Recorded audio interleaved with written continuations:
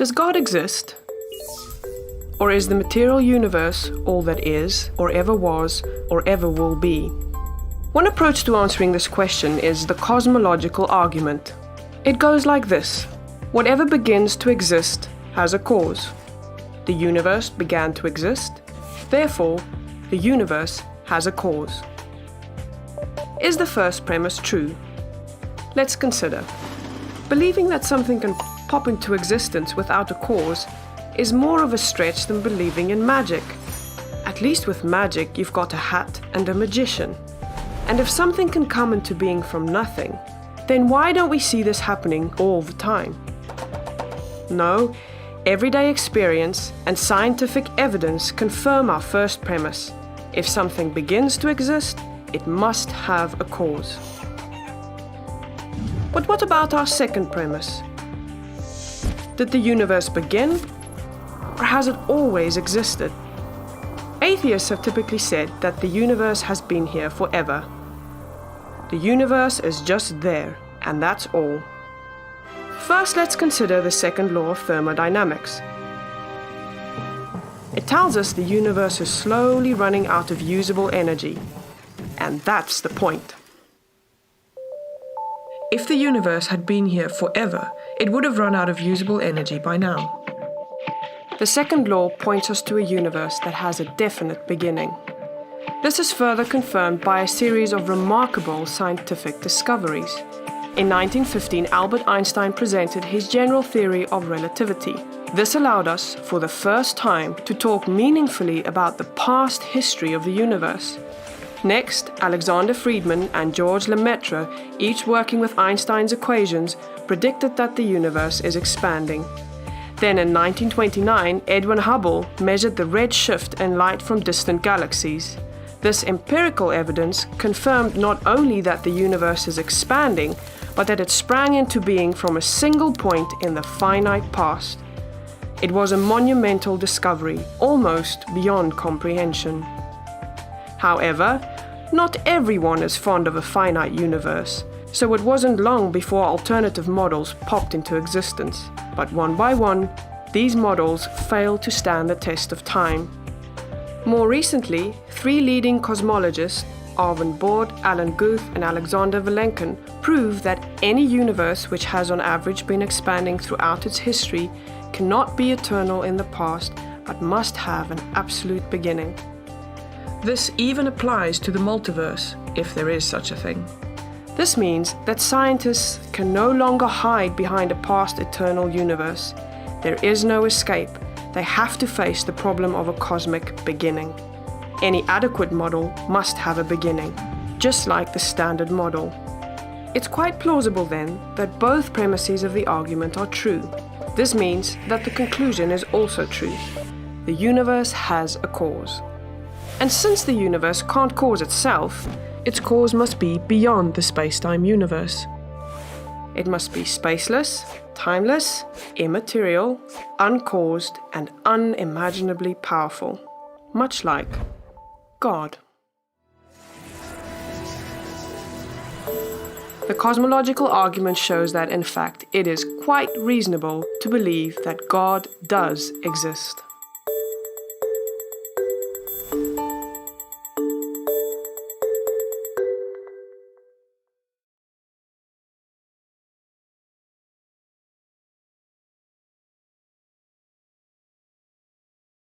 Did the universe have a beginning?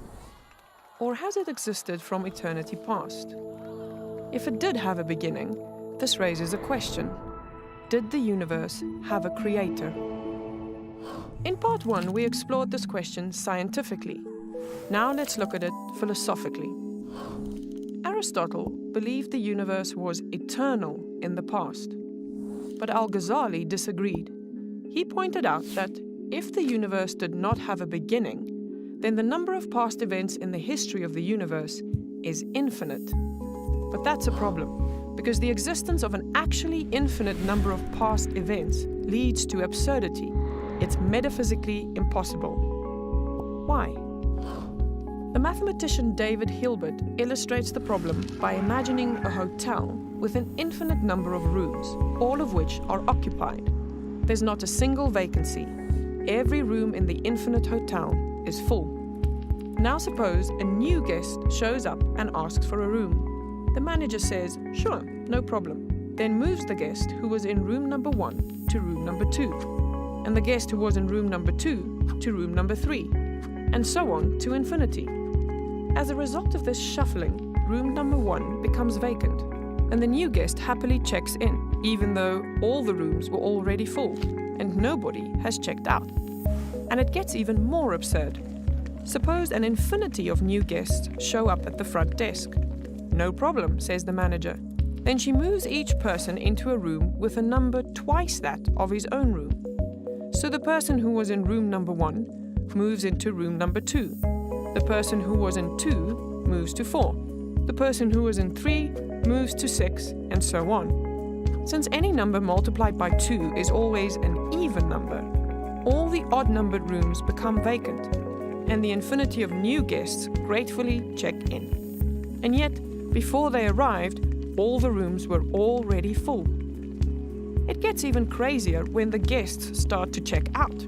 Suppose all the guests in the odd-numbered rooms check out. In that case, an infinite number of people have left the hotel. And yet, there are no fewer people in the hotel. But suppose instead, all the guests in rooms numbered 4 and above check out. In that case, only 3 people are left, and yet exactly the same number of people left the hotel this time as when all the odd-numbered guests checked out. Thus, we have a contradiction. We subtract identical quantities from identical quantities and get different answers. These absurdities show that an actually infinite number of things cannot exist in the real world. Here is a second argument Ghazali offers against a past eternal universe. Suppose that for every 1 orbit Saturn completes around the Sun, Jupiter completes 2. The longer they orbit, the further Saturn falls behind. Now, what if these 2 planets have always been orbiting the Sun from eternity past? Which has completed the most orbits? Strangely enough, the number of their orbits is exactly the same, infinity.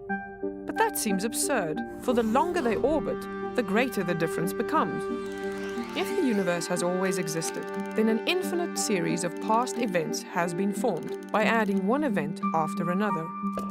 It's like a sequence of dominoes, falling one after another until the last domino, today, is reached.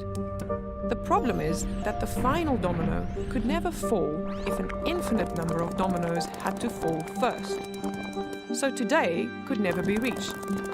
But obviously, here we are. It's today.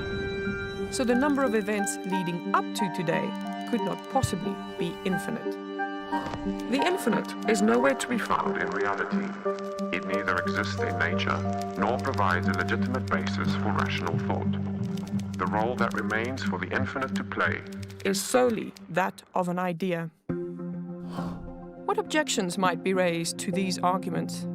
Some people object that, unlike the rooms in Hilbert's hotel, the events of the past don't all exist at the same time. But we can easily tweak the story to get rid of this objection. Suppose the hotel has been under construction from eternity past, 1 room being added each year. How many rooms would there now be in the hotel? An actual infinite number. So if the past is infinite, that would imply that Hilbert's hotel could exist, which is absurd. Others have objected that an actually infinite number of things do exist, namely numbers and other mathematical entities. However, this objection presupposes that numbers really exist, but this is a highly disputed assumption that most philosophers reject. So if Ghazali's 2 arguments are right, then the universe is not eternal in the past. It must have a beginning. And we know intuitively that whatever begins to exist requires a cause of its existence. Thus, we are led to conclude that the universe has a cause of its existence. So what caused the universe? Atheist Daniel Dennett says, the universe caused itself. But this is incoherent, because in order to cause itself to come into existence, the universe would have to exist before it existed. The cause of the universe must therefore be outside of the universe, spaceless, timeless, immaterial, and enormously powerful. Much like God.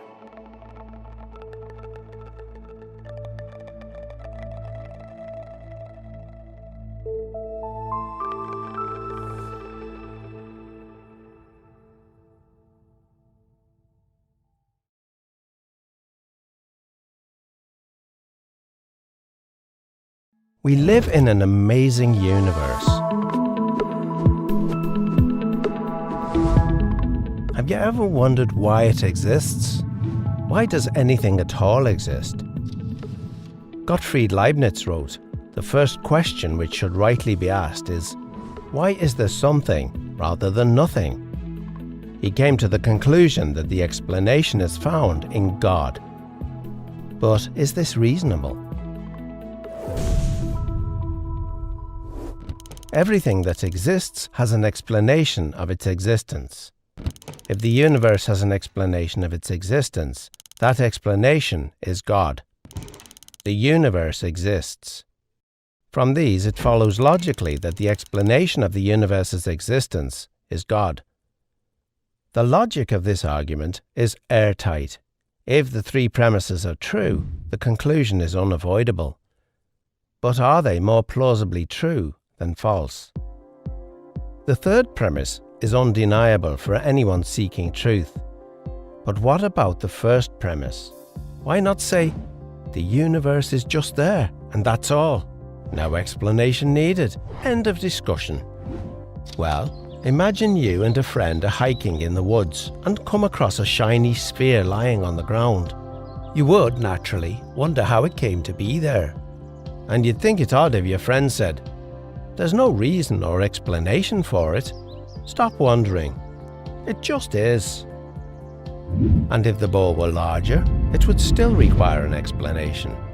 In fact, if the ball were the size of the universe, the change in its size wouldn't remove the need for an explanation.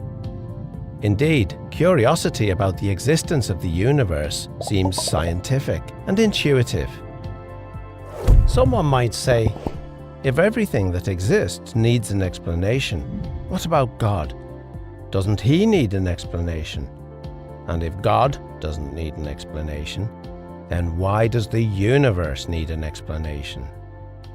To address this, Leibniz makes a key distinction between things that exist necessarily and things that exist contingently. Things that exist necessarily exist by necessity of their own nature. It's impossible for them not to exist. Many mathematicians think that abstract objects like numbers and sets exist like this. They're not caused to exist by something else, they just exist by necessity of their own nature. Things that exist contingently are caused to exist by something else. Most of the things we're familiar with exist contingently. They don't have to exist. They only exist because something else caused them to exist. If your parents had never met, you wouldn't exist. There's no reason to think the world around us had to exist. If the universe had developed differently, there might have been no stars or planets. It's logically possible that the whole universe might not have existed. It doesn't exist necessarily, it exists contingently. If the universe might not have existed, why does it exist?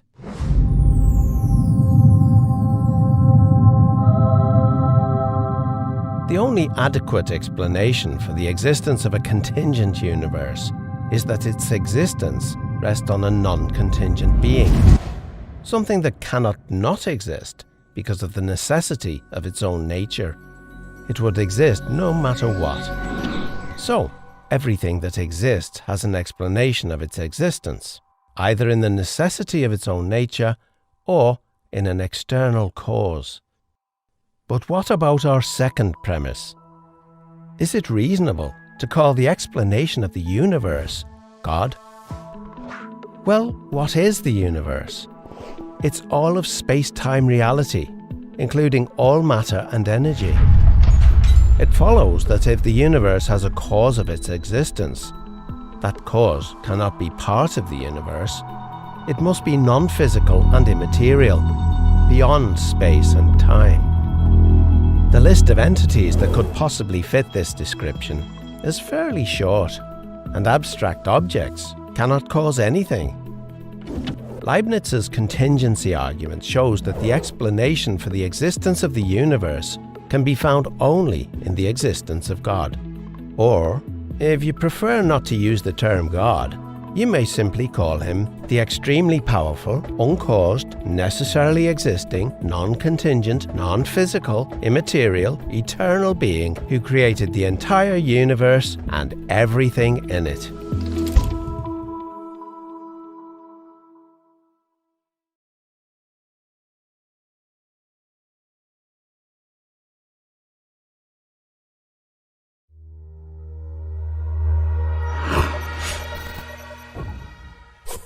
From galaxies and stars, down to atoms and subatomic particles, the very structure of our universe is determined by these numbers. These are the fundamental constants and quantities of the universe. Scientists have come to the shocking realization that each of these numbers has been carefully dialed to an astonishingly precise value, a value that falls within an exceedingly narrow, life-permitting range. If any one of these numbers were altered by even a hair's breadth, no physical, interactive life of any kind could exist anywhere. There'd be no stars, no life, no planets, no chemistry. Consider gravity, for example. The force of gravity is determined by the gravitational constant. If this constant varied by just 1 in 10 to the 60th parts, none of us would exist. To understand how exceedingly narrow this life-permitting range is, imagine a dial divided into 10 to the 60th increments. To get a handle on how many tiny points on the dial this is, compare it to the number of cells in your body, or the number of seconds that have ticked by since time began. If the gravitational constant had been out of tune by just one of these infinitesimally small increments, the universe would either have expanded and thinned out so rapidly that no stars could form and life couldn't exist, or it would have collapsed back on itself with the same result: no stars, no planets, and no life. Or consider the expansion rate of the universe. This is driven by the cosmological constant. A change in its value by a mere 1 part in 10 to the 120th parts would cause the universe to expand too rapidly or too slowly. In either case, the universe would, again, be life-prohibiting. Or, another example of fine-tuning. If the mass and energy of the early universe were not evenly distributed to an incomprehensible precision of 1 part in 10 to the 10 to the 123rd, the universe would be hostile to life of any kind. The fact is, our universe permits physical, interactive life only because these, and many other numbers, have been independently and exquisitely balanced on a razor's edge. Wherever physicists look, they see examples of fine-tuning. The remarkable fact is that the values of these numbers seem to have been very finely adjusted to make possible the development of life.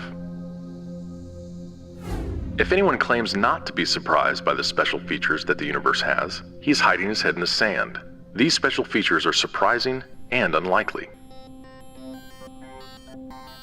What is the best explanation for this astounding phenomenon? There are 3 live options. The fine-tuning of the universe is due to either physical necessity, chance, or design. Which of these options is the most plausible? According to this alternative, the universe must be life-permitting. The precise values of these constants and quantities could not be otherwise. But is this plausible? Is a life-prohibiting universe impossible? Far from it. It's not only possible, it's far more likely than a life-permitting universe. The constants and quantities are not determined by the laws of nature. There's no reason or evidence suggests that fine-tuning is necessary. How about chance? Did we just get really, really, really, really lucky? No. The probabilities involved are so ridiculously remote as to put the fine-tuning well beyond the reach of chance. So, in an effort to keep this option alive, some have gone beyond empirical science and opted for a more speculative approach, known as the multiverse. They imagine a universe generator that cranks out such a vast number of universes that, odds are, life-permitting universes will eventually pop out. However, there's no scientific evidence for the existence of this multiverse. It cannot be detected, observed, measured, or proved. And the universe generator itself would require an enormous amount of fine-tuning. Furthermore, small patches of order are far more probable than big ones. So the most probable observable universe would be a small one, inhabited by a single, simple observer. But what we actually observe is the very thing that we should least expect: a vast, spectacularly complex, highly ordered universe, inhabited by billions of other observers. So even if the multiverse existed, which is a moot point, it wouldn't do anything to explain the fine-tuning. Given the implausibility of physical necessity or chance, the best explanation for why the universe is fine-tuned for life may very well be it was designed that way.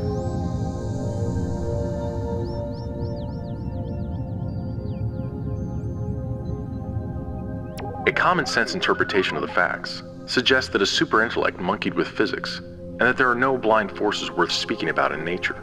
The numbers one calculates from the facts seem to me so overwhelming as to put this conclusion almost beyond question. There is for me powerful evidence that there is something going on behind it all. It seems as though somebody has fine-tuned nature's numbers to make the universe. The impression of design is overwhelming. The heavens declare the glory of God. The skies proclaim the work of his hands. Day after day they pour forth speech. Night after night they reveal knowledge.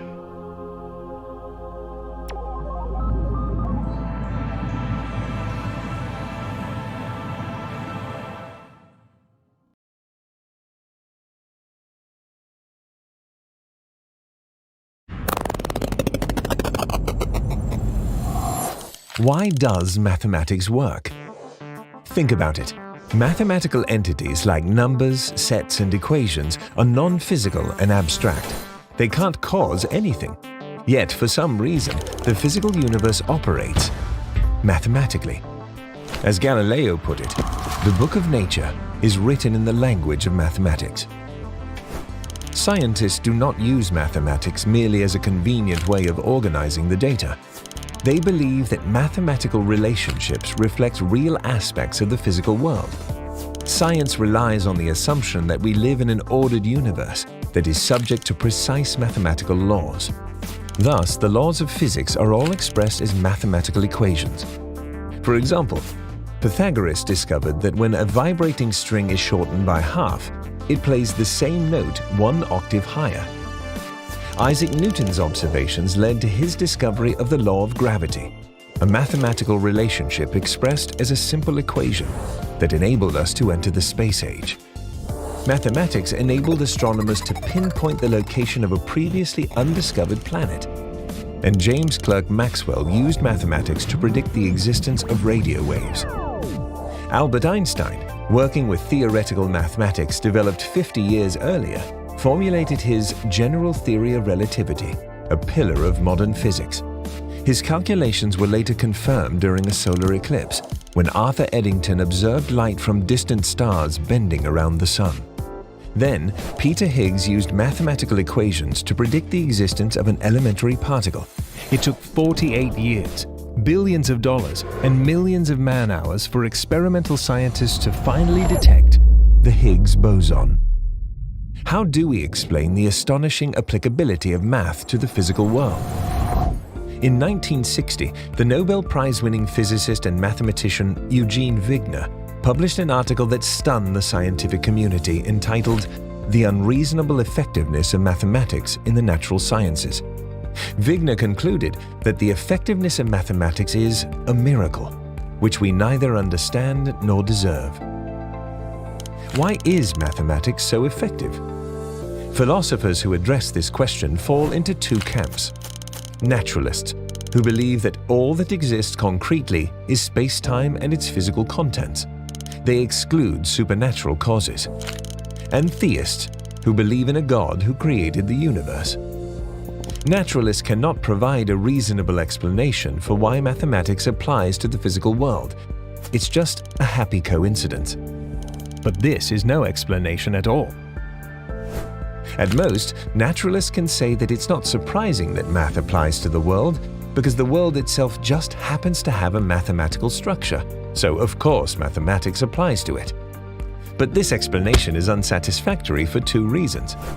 First, a great deal of mathematics in science cannot be physically realized. For example, imaginary numbers and infinite dimensional spaces. Although these concepts are useful, physical reality cannot possibly have the structure they describe. And second, this answer still doesn't explain why the physical universe has such a stunningly elegant mathematical structure. By contrast, for theists, mathematics works so well in the physical world because God has chosen to create the world according to the plan he had in mind. The first-century Jewish philosopher Philo of Alexandria offered this analogy. When a king wants to build a city, a trained architect first designs in his mind a plan of all the parts of the city that are to be completed. Then he begins to construct the city out of stones and timber, looking at the model and ensuring that the material objects are built according to the plan. Mathematics and physics work so well together because the same mind that designed the universe on a mathematical model also built the universe on the same mathematical model. All of this adds up to an argument for the existence of God that goes like this. If God does not exist, the applicability of mathematics is just a happy coincidence. But the applicability of mathematics is not just a happy coincidence.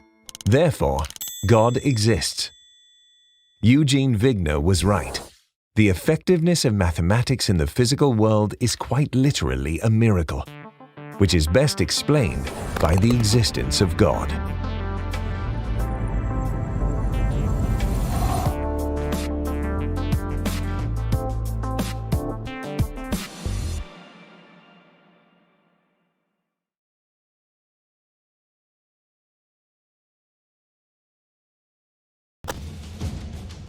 In the year 1078, a monk named Anselm of Canterbury astonished the world by arguing that if it is even possible that God exists, then it follows logically that God does exist. Anselm's argument came to be called the Ontological argument, and it has sharply divided philosophers ever since. The 19th century German philosopher Arthur Schopenhauer called it a charming joke. But many prominent 20th century philosophers, such as Charles Hartshorne, Norman Malcolm, and Alvin Plantinga, think that it's sound. Here it is. God can be defined as a maximally great being. If something were greater than God, then that being would be God. And in order to be maximally great, a maximally great being would have to be all-powerful, all-knowing, and morally perfect in every possible world. Possible worlds are simply ways the world could have been. To say that something exists in a possible world is just to say that if the world were that way, then the thing would have existed. For example, even though unicorns don't exist in the actual world, it seems at least possible that they could have. So we can say that unicorns exist in some possible world. On the other hand, a married bachelor does not exist in any possible world because the idea of a married bachelor is logically incoherent. It could not possibly exist. So if it is possible that a maximally great being exists, then we can say that he exists in some possible world. But wait. A maximally great being would not really be maximally great if it existed in only some possible worlds. To be maximally great, it has to be all-powerful, all-knowing, and morally perfect in every possible world. So think about it. If a maximally great being exists in any possible world, then it exists in every possible world. And if it exists in every possible world, then it exists in the actual world. That is, a maximally great being actually exists. Thus, the atheist has to maintain not simply that God does not exist, but that it is impossible that God exists. Here's a summary of the ontological argument. Steps 2 through 6 are straightforward and largely uncontroversial. But what about point number 1? Clearly, if it can be shown that the idea of a God is logically incoherent, then the argument fails. But is the idea of a maximally great being absurd, like a married bachelor, or a square circle, or the smell of blue? This doesn't seem to be the case. The notion of an all-powerful, all-knowing, morally perfect being that exists in every possible world seems to be a perfectly coherent idea. But couldn't we parody this argument and make it work for anything? Why not say, it's logically possible that a maximally great pizza exists. Therefore, a maximally great pizza does exist? However, the idea of a maximally great pizza is not like the idea of a maximally great being. In the first place, there aren't intrinsic maximal values that make pizzas great. There could always be one more pepperoni to increase its greatness. It's not even obvious what properties make a pizza great. Thin crust or thick crust, extra cheese, anchovies?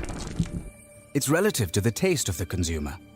In the second place, a maximally great pizza would have to exist in every logical possible world. But that would mean that it couldn't be eaten. So it wouldn't really be a pizza, because a pizza is something you can eat. The idea of a maximally great pizza turns out not to be a coherent idea. The idea of God, on the other hand, is an intuitively coherent idea. Therefore, his existence is a possibility. And the ontological argument shows that if God possibly exists, then God actually exists.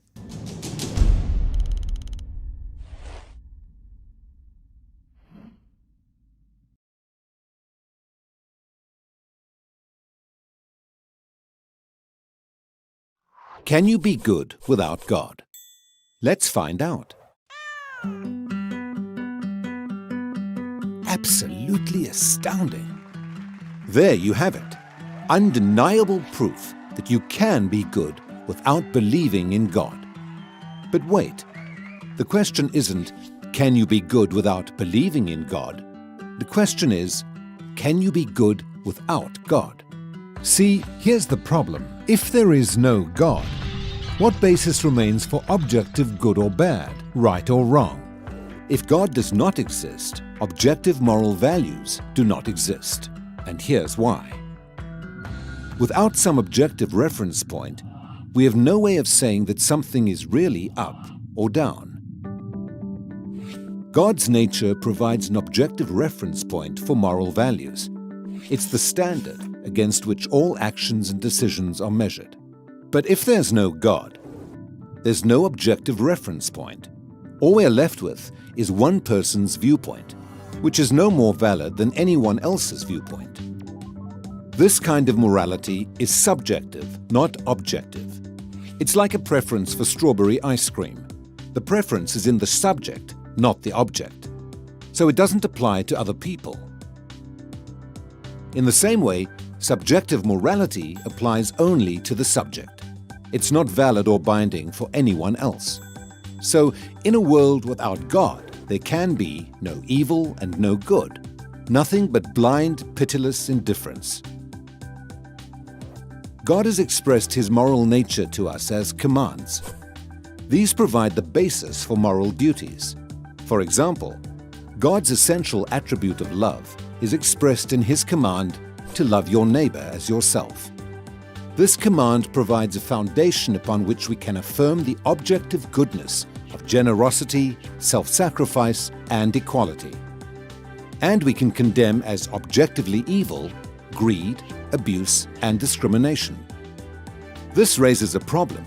Is something good just because God wills it, or does God will something because it is good? The answer is neither one. Rather, God wills something because he is good. God is the standard of moral values, just as a live musical performance is the standard for a high-fidelity recording. Without your love. The more a recording sounds like the original, the better it is. Likewise, the more closely a moral action conforms to God's nature, the better it is. But if atheism is true, there is no ultimate standard. So there can be no moral obligations or duties. Who or what lays such duties upon us? No one. Remember, for the atheist, humans are just accidents of nature, highly evolved animals. But animals have no moral obligations to one another. When a cat kills a mouse, it hasn't done anything morally wrong. The cat's just being a cat. If God doesn't exist, we should view human behavior in the same way. No action should be considered morally right or wrong. But the problem is, good and bad, right and wrong, do exist. Just as our sense experience convinces us that the physical world is objectively real, our moral experience convinces us that moral values are objectively real. Every time you say, "Hey, that's not fair, that's wrong, that's an injustice," you affirm your belief in the existence of objective morals. We're well aware that child abuse, racial discrimination, and terrorism are wrong for everybody, always. Is this just a personal preference or opinion? No. The man who says that it is morally acceptable to rape little children is just as mistaken as the man who says 2 + 2 = 5. What all this amounts to, then, is a moral argument for the existence of God. If God does not exist, objective moral values and duties do not exist. But objective moral values and duties do exist. Therefore, God exists. Atheism fails to provide a foundation for the moral reality every one of us experiences every day. In fact, the existence of objective morality points us directly to the existence of God.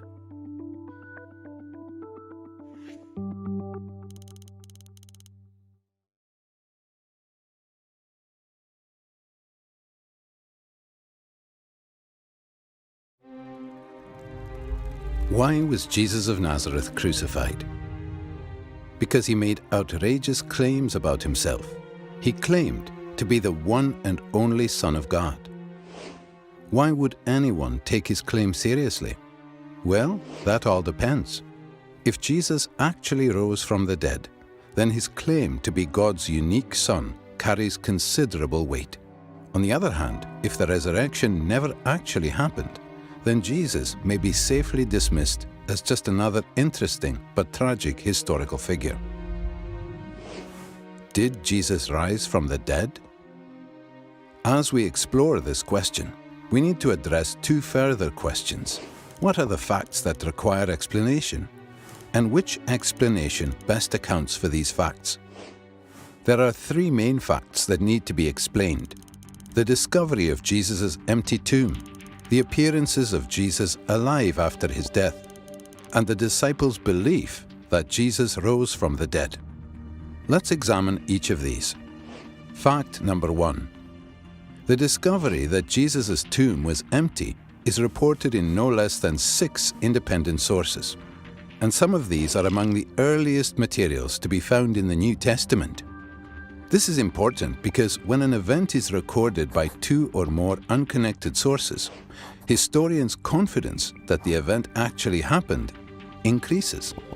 And the earlier these sources are dated, the higher their confidence. Moreover, the Gospels indicate that it was women who first discovered that Jesus' body was missing. This is likely historical because in that culture, a woman's testimony was considered next to worthless. A later legend or fabrication would have had men make this discovery. Our confidence in the empty tomb is further increased by the response of the Jewish authorities. When they heard the report that the tomb was found empty, they said that Jesus' followers had stolen his body, thereby admitting that Jesus' tomb was, in fact, empty. Most scholars, by far, hold firmly to the reliability of the biblical statements about the empty tomb. Fact number 2. the appearances of Jesus alive after his death. In one of the earliest letters in the New Testament, Paul provides a list of witnesses to Jesus' resurrection appearances. He appeared to Peter, then to the 12. Then he appeared to more than 500 brothers at one time. Then he appeared to James, then to all the apostles. Finally, he appeared also to me. Furthermore, various resurrection appearances of Jesus are independently confirmed by the Gospel accounts. On the basis of Paul's testimony alone, virtually all historical scholars agree that various individuals and groups experienced appearances of Jesus alive after his death. It may be taken as historically certain that Peter and the disciples had experiences after Jesus' death in which Jesus appeared to them as the risen Christ. Fact number 3. The disciples' belief in the resurrection. After Jesus' crucifixion, his followers were devastated, demoralized, and hiding in fear for their lives. As Jews, they had no concept of a Messiah who would be executed by his enemies, much less come back to life. The only resurrection Jews believed in was a universal event on Judgment Day after the end of the world, not an individual event within history. Moreover, in Jewish law, Jesus' crucifixion as a criminal meant that he was literally under God's curse. Yet somehow, despite all of this, the disciples suddenly and sincerely came to believe that God had raised Jesus from the dead. They were so completely convinced that, when threatened with death, not one of them recanted. Even the Pharisee Paul, who persecuted Christians, suddenly became a Christian himself, as did Jesus' skeptical younger brother, James. Some sort of powerful, transformative experience is required to generate the sort of movement earliest Christianity was. That is why, as an historian, I cannot explain the rise of early Christianity unless Jesus rose again, leaving an empty tomb behind him. These 3 firmly established facts cry out for an adequate explanation. How do you make sense of them? Down through history, various naturalistic explanations have been offered to explain away these facts. The conspiracy hypothesis, the apparent death hypothesis, the hallucination hypothesis, and so on. All of these have been nearly universally rejected by contemporary scholarship. The simple fact is that there is just no plausible naturalistic explanation of these 3 facts. The explanation given by the original eyewitnesses is that God raised Jesus from the dead. If it's even possible that God exists, then that explanation cannot be ruled out. For a God who is able to create the entire universe, the odd resurrection would be child's play. An empty tomb, Jesus' appearances alive after his death, and a group of dejected followers suddenly transformed by a radical new belief in a risen Messiah. These are independently established historical facts. How do you explain them?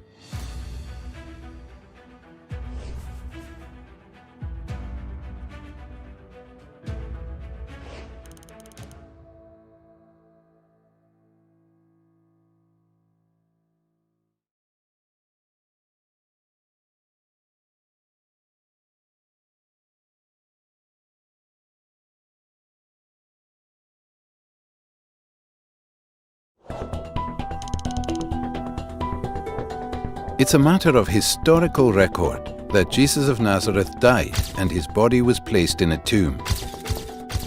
It's also been firmly established that after his death and burial, his tomb was found empty. Various individuals and groups saw appearances of Jesus alive, and his disciples somehow became absolutely convinced that Jesus had risen from the dead. These are the historical facts. How do you explain them? Down through history, various naturalistic explanations have been offered to explain away these facts. Let's examine the 4 most popular ones. First, the conspiracy theory. According to this view, the disciples faked the resurrection. They stole Jesus' body from the tomb and then lied about seeing Jesus alive, thereby perpetrating the greatest hoax of all time. However, this theory faces overwhelming objections. It's hopelessly anachronistic. It looks at the disciples' situation through the rear-view mirror of Christian history, instead of from the standpoint of a first-century Jew. Jews had no concept of a Messiah who would be defeated and executed by Israel's enemies, much less rise from the dead. In Jewish thinking, the resurrection of the dead was a general event that takes place only after the end of the world and has no connection at all with the Messiah. The conspiracy theory also fails to address the disciples' obvious sincerity. People don't willingly die for something they know is not true. An honest reading of the New Testament makes it clear. These people sincerely believed the message they proclaimed and were willing to die for. For these and other reasons, no scholar defends the conspiracy theory today. A second attempt to explain the facts is the apparent death theory. Jesus didn't really die. He revived in the tomb, somehow escaped, and managed to convince his disciples he was risen from the dead. This theory also faces insurmountable obstacles. First, it's medically impossible. The Roman executioners were professionals. They knew what they were doing and made sure their victims were dead before taken down. Moreover, Jesus was tortured so extensively that even if he was taken down alive, he would have died in the sealed tomb. Second, this theory is wildly implausible. Seeing a half-dead man who crawled out of the tomb, desperately in need of bandaging and medical attention, would hardly have convinced the disciples that he was gloriously risen from the dead. As a result, no New Testament historians defend this theory today. A third explanation is the displaced body theory. Perhaps Joseph of Arimathea placed Jesus' body in his tomb temporarily because it was convenient. But later, he moved the corpse to a criminal's common graveyard. So, when the disciples visited the first tomb and found it empty, they concluded that Jesus must have risen from the dead. Once again, this theory cannot make sense of the facts. Jewish laws prohibited moving a corpse after it was interred, except to the family tomb. What's more, the criminal's graveyard was located close to the place of execution, so that burial there would not have been a problem. Also, once the disciples began to proclaim Jesus' resurrection, Joseph would have corrected their mistake. So, once again, no current scholars endorse this theory. Finally, the hallucination theory. The disciples didn't really see Jesus, but just imagined that he appeared before them. They were all hallucinating. This theory also faces considerable problems. First, Jesus appeared not just one time, but many times. Not just in one place, but in different places. Not just to one person, but to different persons. Not just to individuals, but to groups of people. And not just to believers, but to unbelievers as well. There is nothing in the psychological casebooks on hallucinations comparable to these resurrection appearances. Second, hallucinations of Jesus would have led the disciples to believe at most that Jesus had been transported to heaven, not risen from the dead, in contradiction to their Jewish beliefs. Moreover, in the ancient world, visions of the deceased were not evidence that the person was alive, but evidence that he was dead and had moved on to the afterworld. Finally, this theory doesn't even attempt to explain the empty tomb. Thus, the 4 most popular naturalistic theories fail to explain the historical facts. Where does that leave us? Another possibility is the explanation given by the original eyewitnesses that God raised Jesus from the dead. Unlike the other theories, this makes perfect sense of the empty tomb, the appearances of Jesus alive, and the disciples' willingness to die for their belief. But is this explanation plausible? After all, it requires a miracle, a supernatural act of God. Think about it. If it's even possible that God exists, then miracles are possible, and this explanation cannot be ruled out. And surely it's possible that God exists. So how do you explain the resurrection?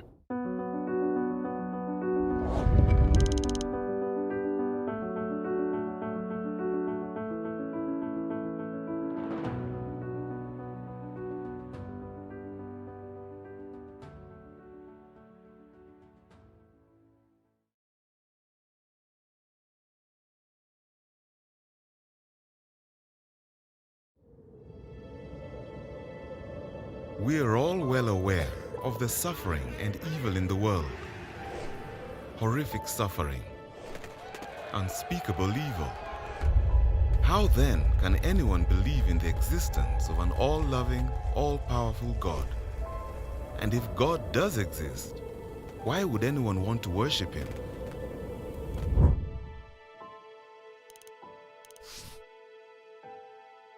Epicurus framed the logical problem of suffering and evil like this. If God is willing to prevent evil but not able, then He's not all-powerful. If He is able to prevent evil but not willing, He is not good. But if He is both willing and able, how can evil exist? And if He is neither able nor willing, then why call Him God? In other words, it's logically impossible for God and suffering to both exist. But we know full well that suffering exists. Therefore, God does not. Is this a good argument? Let's look at it more closely. Are these two statements logically inconsistent? No. Here is an example of two logical inconsistent statements. David can't be both married and a bachelor. But there is no explicit contradiction between these two statements. So there must be hidden assumptions behind this argument that would bring out the alleged contradiction. Here they are. If God is all-powerful, He can create any world He wants. And if God is all-loving, He prefers a world without suffering. So, if an all-powerful, all-loving God exists, it follows that suffering does not exist. Since suffering obviously does exist, the atheist concludes that God must not exist. But are the atheist's two hidden assumptions necessarily true? Consider the first assumption.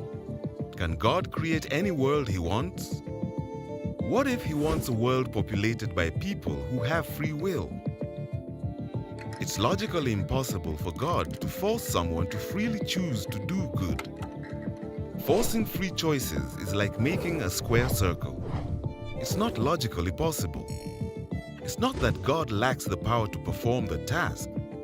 It's that the supposed task itself is just nonsense. So, it may not be feasible to create a world populated by people who always freely choose to do what is morally good. So the first assumption is not necessarily true. Therefore, the argument fails. And what about the second assumption? Is it necessarily true that God would prefer a world without suffering? How could we possibly know this? We all know of cases where we permit suffering in order to bring about a greater good. If it's even possible that God allows suffering in order to achieve a greater good, then we cannot say this assumption is necessarily true. For the logical problem of suffering to succeed, the atheist would have to show that it's logically impossible that free will exists, and that it's logically impossible that God has good reasons for permitting suffering. This burden of proof is too heavy to bear. It's quite possible that God and suffering both exist. This is why philosophers, even atheist philosophers, have given up on the logical problem of evil. We can concede that the problem of evil does not, after all, show that the central doctrines of theism are logically inconsistent with one another. Some philosophers have contended that the existence of evil is logically inconsistent with the existence of a theistic God. No one, I think, has succeeded in establishing such an extravagant claim. It's now acknowledged on almost all sides that the logical argument is bankrupt. But this is hardly the end of the discussion. We still need to explore the probability version of the problem of evil.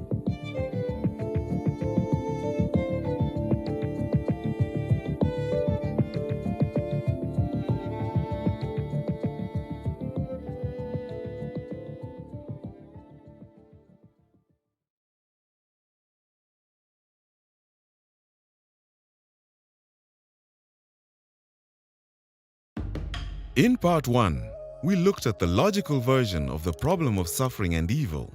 This argument attempts to show that since suffering and evil exist, it is logically impossible for God to exist.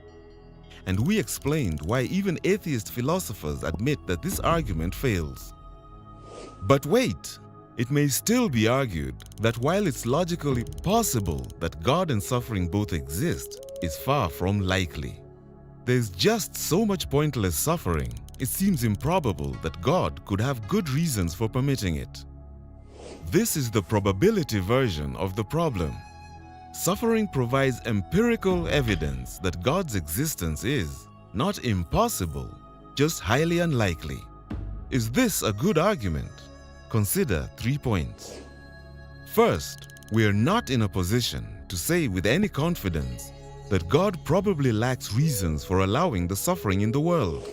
The problem is that we're limited in space and time, and in intelligence and insight.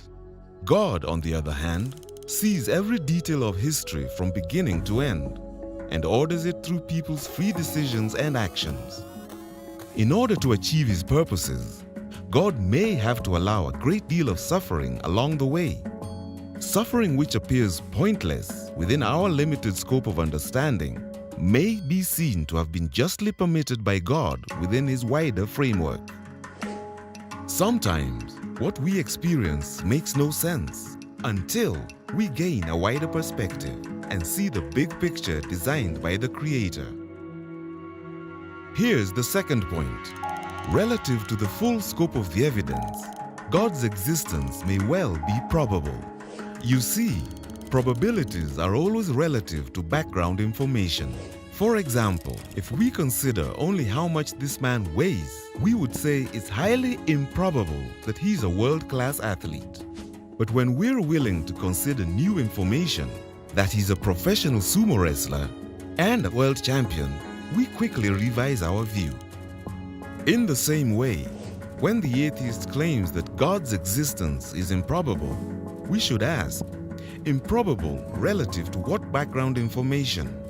If we consider only the suffering in the world, then God's existence may very well appear to be improbable. But if we're willing to look at the full scope of background information, to take into account the powerful arguments for God's existence, we may come to a very different conclusion. The third point is, Christianity entails doctrines that increase the probability of the coexistence of God and suffering. Consider 4 of these.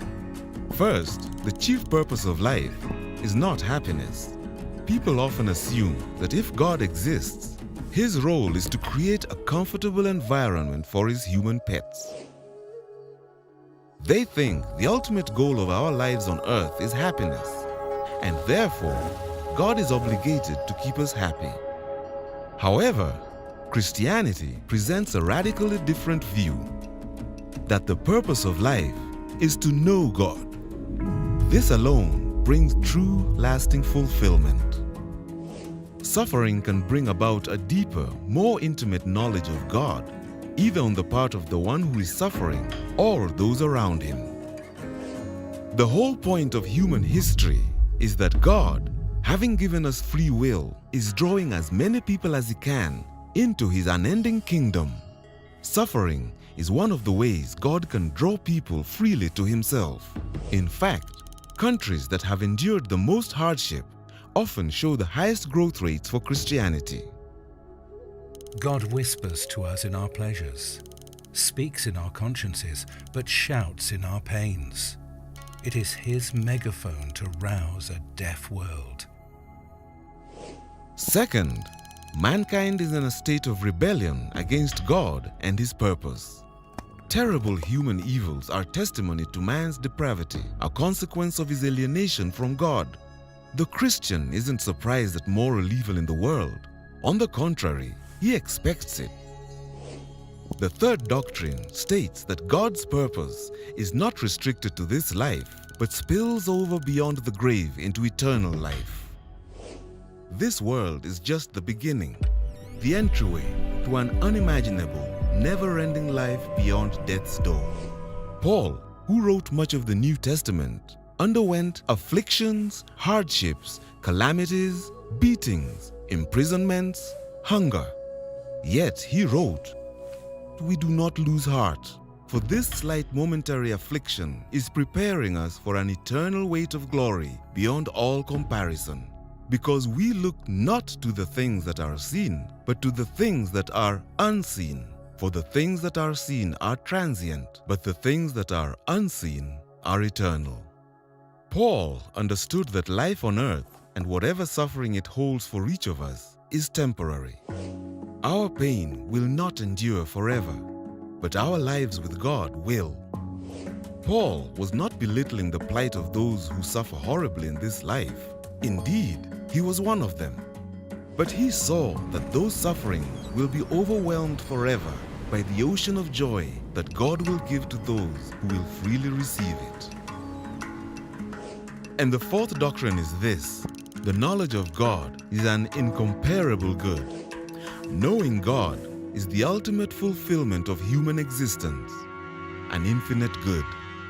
Thus, the person who knows God, no matter how much he has suffered, can still say, "God is good to me." So, if Christianity is true, it's not at all improbable that suffering and evil should exist. In summary, for all these reasons, the probability version of the problem of evil is no more successful than the logical version. As a purely intellectual problem, then, the problem of evil does not disprove God's existence. But even if those intellectual arguments fail, the emotional problem of suffering and evil remains very powerful. If you have suffered deeply, or if you've watched someone you love go through intense pain, you may be thinking, so what if God exists? Why would I want to respond to him or worship him? I feel cold and empty and want nothing to do with him. You're not alone. God knows your name. He knows who you are and what you're going through. God promises to be with you through your suffering. He can give you the strength to endure. Jesus Christ also suffered. Although he was innocent, he was tortured and sentenced to death. His suffering had a purpose: to provide you and me with a life-giving connection to God. Not only does God exist, but he loves you. He seeks after you.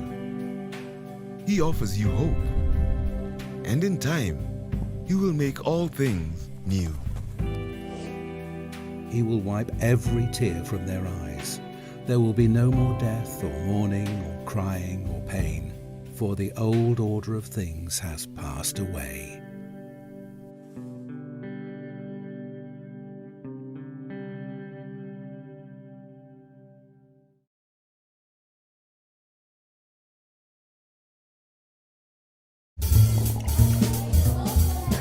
You know, nobody asked me if I wanted to exist. Yeah, one day, boom, there you are, and you think to yourself, why am I here? Well, what do you think? Is there a reason we're here? Do our lives have any real significance? Well, that depends. On what? On whether or not God exists. Wait, hold on. Are you saying that my life has no significance because I don't believe in God? No, not at all. I'm saying that if God doesn't exist, it doesn't matter what you believe. Our lives would have no objective meaning, value, or purpose. Many atheists themselves recognize this. If atheism is true, life is absurd. Okay, and why do they think that? To begin with, if God does not exist, then the physical universe is all there is. Which means you and I are just accidental byproducts of nature. Right. So? That means we were not intentionally designed. So there's no purpose for us being here. Whoa. It gets worse. If God does not exist, there is no absolute standard of moral value. You've heard of Richard Dawkins, the atheist. He points out that in a materialistic universe, there is at bottom no design, no purpose, no evil, no good, nothing but pointless indifference. So you're saying atheists can't be good people? No, I'm not saying that. Many atheists live good lives. What I'm saying is, atheism fails to provide an objective basis for saying any particular action is good or evil. Oh, come on. After millions of years of sociobiological evolution, humans have developed a sense of morality. We all know it's good to feed a hungry child and bad to torture someone for fun. Of course we do, but that's precisely what atheism cannot explain. If there's no God, then what we consider right or wrong is nothing more than an accident of evolution or a human social convention. So what? I'm good with that. Really? Evolution implies survival of the fittest, not morality. And social convention means that racism, intolerance, and cruelty are not really wrong. They just happen to be unpopular. Okay, so atheists need to come up with some objective standard for rights and wrongs. How about this? If an action leads to human flourishing, then we can say it's objectively good. And if it doesn't, it's objectively evil. But why think that human flourishing is good? Aren't you being species-centric? Why not refer instead to the flourishing of rats or cabbages? Well, And who gets to decide what contributes to human flourishing? Hitler was convinced killing millions of Jews would promote human flourishing. And Margaret Sanger thought forcing poor people to be sterilized would lead to human flourishing. As Kai Nielsen points out, pure practical reason will not take you to morality. So if atheism is true, there is no legitimate basis for saying that behaving one way is worse than behaving any other way. So it really doesn't matter how you live your life. Your day-to-day choices are meaningless. That's depressing. So if there's no God, what happens when you die? Well, nothing. You simply cease to exist. Right. So one person lives a kind, generous, thoughtful life. Another lives a horrible, violent, selfish life. It doesn't matter. In both cases, the outcome is the same: nothingness. So how can their life choices have any objective meaning? Well, it's certainly meaningful if I discover a cure for cancer or save a child's life. I agree completely. But atheism can't explain why. Scientists predict that eventually the whole universe and mankind with it will die out. So everything comes to nothing. That's why atheist Bertrand Russell says we must build our lives on the firm foundation of despair. No thanks. I'd rather live a happy life. You're not alone. Every atheist has to choose between being happy or being consistent. You can tell the whole world you're an atheist, but you can't really live like one. Okay, so you're a Christian. If your God did exist, how would that change anything? If Christianity is true, then each one of us is here for a reason. And life does not end at the grave. And God, He's the absolute standard of goodness. He knows you, He loves you, and He intentionally created you. So your life ultimately does have objective meaning, value, and purpose. That means you can live a life that's both happy and consistent. Well, that doesn't prove Christianity's true. Agreed.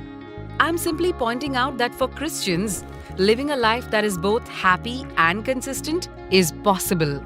For atheists, it's not. So what are you going to choose?